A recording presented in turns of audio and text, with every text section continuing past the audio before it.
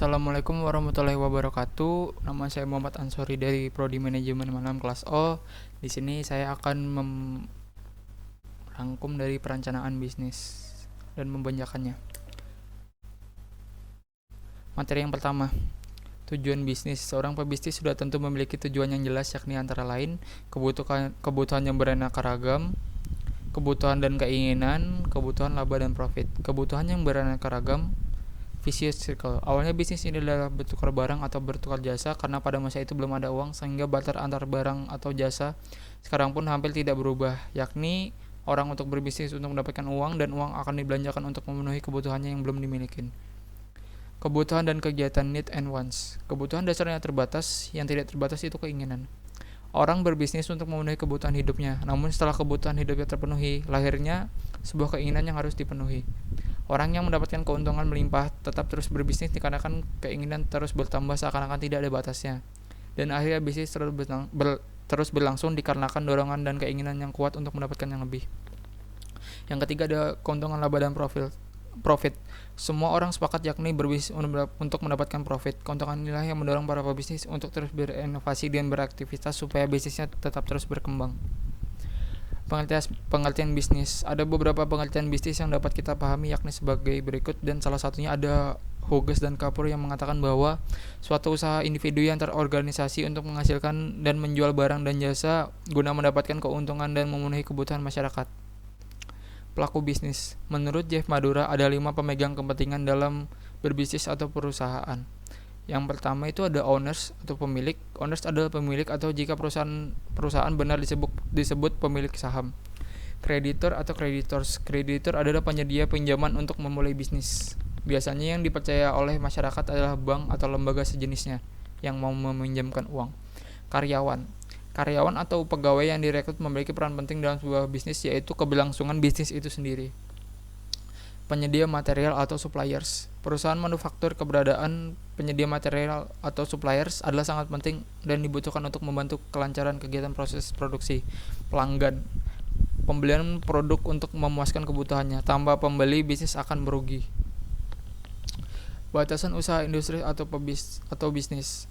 Kementerian Perindustrian memberikan batasan perusahaan industri yang terdiri dari kecil, menengah, dan besar, yakni sebagai berikut. Industri kecil adalah perusahaan yang mempunyai kegiatan usaha di bidang industri dengan investasi paling banyak 200 juta serta mempunyai penjualan per tahun 1 miliar atau kurang. Industri menengah, perusahaan yang mempunyai kegiatan usaha di bidang industri dengan nilai investasi paling banyak 200 juta atau paling banyak 10 miliar serta mempunyai penjualan per tahun lebih besar 1 miliar namun kurang dari 50 miliar. Industri besar adalah perusahaan yang mempunyai kegiatan usaha di bidang industri dengan nilai investasi lebih besar serta mempunyai penjualan per tahun lebih besar 50 miliar. Batasan usaha industri atau bisnis. Adapun kelemahan usaha kecil antara lain kurangnya berorientasi pada masa depan, jarang berinovasi, jarang mengadakan kaderisasi, cepat puas, kurang tanggal teknologi, kurang paham akan regulasi, kurang paham akan manajemen, dan struktur modal kurang memadahin.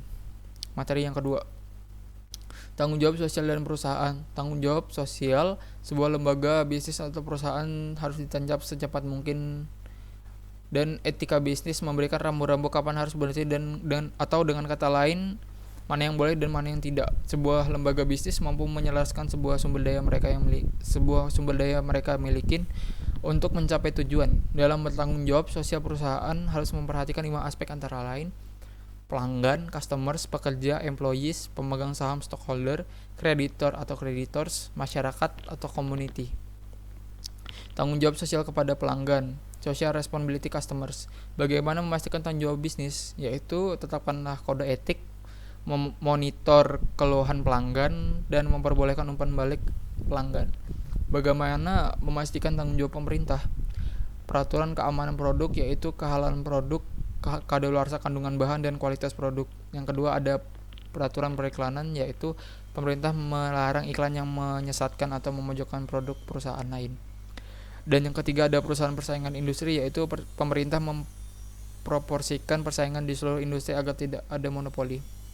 Tanggung jawab sosial kepada pekerja, yaitu ada keamanan pekerja, perlakuan pekerja, dan kesamaan kesamaan kesempatan antar pekerja, dan bagaimana memastikan tanggung jawab bisnis ini dengan keluhan prosedur, kode etik, dan undang-undang ketenaga kerjaan. Tanggung jawab sosial kepada kreditor. Jika suatu perusahaan ada masalah keuangan dan tidak dapat memenuhi kewajiban, maka perusahaan wajib memberitahukan kepada kreditor, dan biasanya kreditor tersebut memperpanjang jatuh tempo pembayaran serta memberikan vonis dalam mengatasi masalah keuangan. Tanggung jawab sosial kepada pemegang saham. Perusahaan bertanggung jawab memuaskan pemilik atau pemegang saham, dan manajer memonitor keputusan perusahaan untuk meyakinkan bahwa mereka membuatnya untuk kepentingan pemilik, termasuk juga gaji karyawan dikaitkan dengan kinerja perusahaan. Tanggung jawab sosial kepada masyarakat, yaitu menjadi sponsor dalam kegiatan masyarakat lokal di mana perusahaan itu berada, sumbangan kepada masyarakat yang kurang mampu, memberikan fasilitas umum yang dibutuhkan masyarakat, serta memberikan pemeriksaan gratis.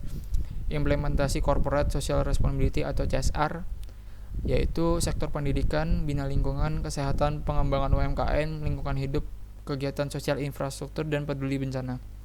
Materi yang ketiga, badan usaha yang berbadan hukum dan yang bukan hukum. Badan hukum perusahaan dibagi menjadi dua, yakni ada yang berbadan hukum dan ada yang bukan badan hukum. Badan usaha yang termasuk badan hukum yaitu perseroan terbatas, perusahaan negara, perusahaan daerah, koperasi, perjan, persero, dan yayasan. Badan usaha yang bukan badan hukum adalah perusahaan perseorangan, ya itu ada firma dan CV. Lingkungan perusahaan atau bisnis, yaitu lingkungan teknologi, lingkungan hukum dan politik, lingkungan sosial dan budaya, dan lingkungan bisnis. Bentuk-bentuk perusahaan. Perusahaan perseorangan adalah perusahaan yang dimiliki satu individu. Kebaikan perusahaan dalam perusahaan perseorangan ini yaitu mudah didirikan, modal memulai usaha kecil, pengelolaan fleksibel dan bebas, kerahasiaan usaha terjamin.